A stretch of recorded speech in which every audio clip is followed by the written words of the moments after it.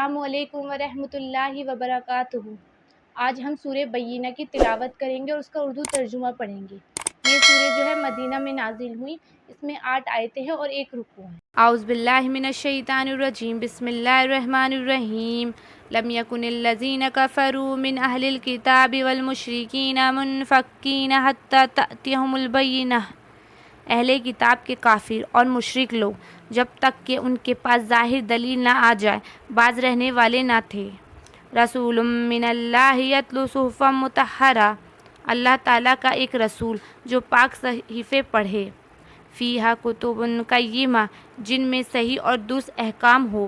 وما تفرق الذین اوتوا الکتاب الا من بعد ما جاءتهم البینہ، اہل کتاب اپنے پاس ظاہر دلیل آ جانے کے بعد ہی اختلاف میں پڑ کر متفرق ہو گئے۔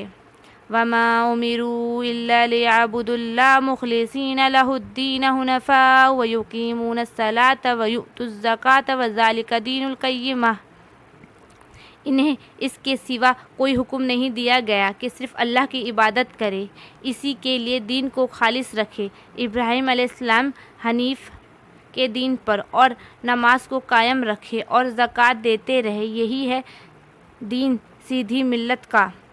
ان الذین کفروا من اہل الکتاب والمشرکین فی نار جہنم خالدین فیہا اولئک ھم شر البریہ، بے شک جو لوگ اہل کتاب میں سے کافر ہوئے اور مشرکین سب دوزخ کی آگ میں جائیں گے جہاں وہ ہمیشہ ہمیشہ رہیں گے، یہ لوگ بدترین خلائق ہیں۔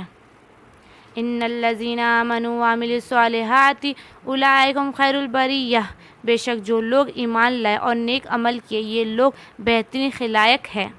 جزاؤہم عند ربہم جنات عدن تجری من تحتہا الانہار خالدین فیہا ابدا رضی اللہ عنہم ورضوا عنہ ذلک لمن خشی ربہ، ان کا بدلہ ان کے رب کے پاس ہمیشگی والی جنتیں ہیں جن کے نیچے نہریں بہہ رہی ہیں، جن میں وہ ہمیشہ ہمیشہ رہیں گے۔